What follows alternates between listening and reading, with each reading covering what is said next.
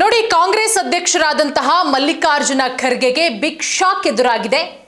Warrant ಜಾರಿ ಮಾಡಿದೆ court.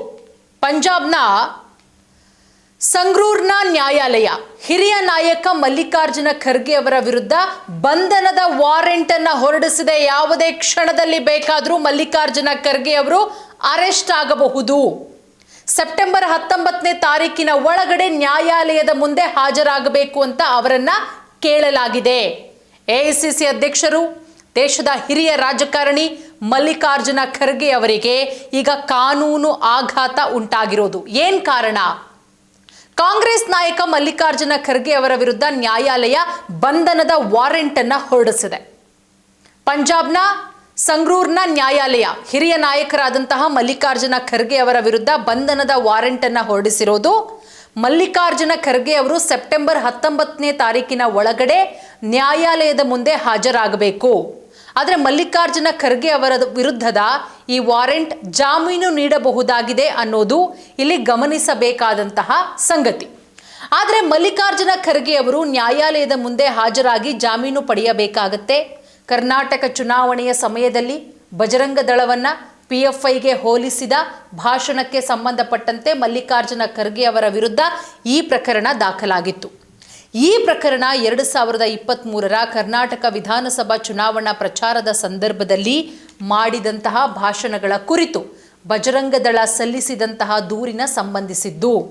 ಈ ದೂರಿನ ಪ್ರಕಾರ ಮಲ್ಲಿಕಾರ್ಜುನ ಖರ್ಗೆ ಅವರು ಕಾಂಗ್ರೆಸ್ ಚುನಾವಣಾ ಪ್ರಣಾಳಿಕೆಯಲ್ಲಿ ಬಜರಂಗ ದಳವನ್ನು ನಿಷೇಧಿತ ಸಂಘಟನೆ PFIಗೆ ಹೋಲಿಕೆ ಮಾಡಿ ಭಾಷಣವನ್ನು ಮಾಡಿದ್ರು.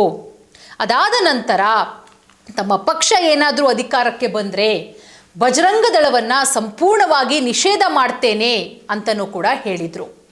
ಈ ಸಂಬಂಧ ಬಜರಂಗ ದಳ ಸಲ್ಲಿಸಿದಂತಹ ದೂರಿನ ಪ್ರಕರಣದಲ್ಲಿ ಈಗ ನ್ಯಾಯಾಲಯದಲ್ಲಿ ವಿಚಾರಣೆಗಳು ನಡೀತಾ ಇದೆ.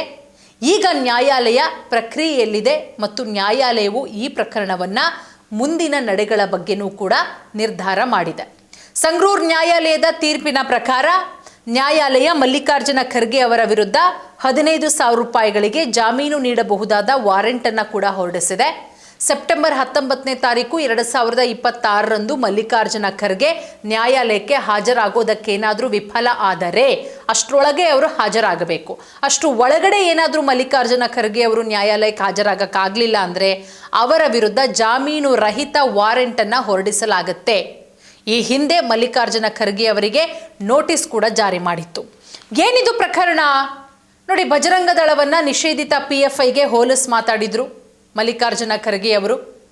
ಹಿಂದುತ್ವ ಸಂಘಟನೆಯೊಂದು ಕಾಂಗ್ರೆಸ್ ಅಧ್ಯಕ್ಷ ಮಲ್ಲಿಕಾರ್ಜುನ ಖರ್ಗೆ ಅವರ ವಿರುದ್ಧ 100 ಕೋಟಿ ರೂಪಾಯಿ ಮಾನನಷ್ಟ ಮೊಕದ್ದಮೆಯನ್ನು ಕೂಡ ಹಾಕಿದೆ. 2023ರ ಕರ್ನಾಟಕ ವಿಧಾನಸಭಾ ಚುನಾವಣೆಯ ಸಮಯದಲ್ಲಿ ಕಾಂಗ್ರೆಸ್ ತನ್ನ ಪ್ರಣಾಳಿಕೆಯಲ್ಲಿ ಬಜರಂಗ ದಳವನ್ನು ಸಿಮಿ ಮತ್ತು ಅಲ್ ಖೈದಾದಂತಹ ರಾಷ್ಟ್ರ ವಿರೋಧಿ ಸಂಘಟನೆಗೆ ಹೋಲಿಸಿದೆ ಅಂತ ಸಂಗ್ರೂರ್ ಜಿಲ್ಲಾ ನ್ಯಾಯಾಲಯದಲ್ಲಿ ಅರ್ಜಿದಾರರು ಆರೋಪ ಮಾಡಿದ್ರು.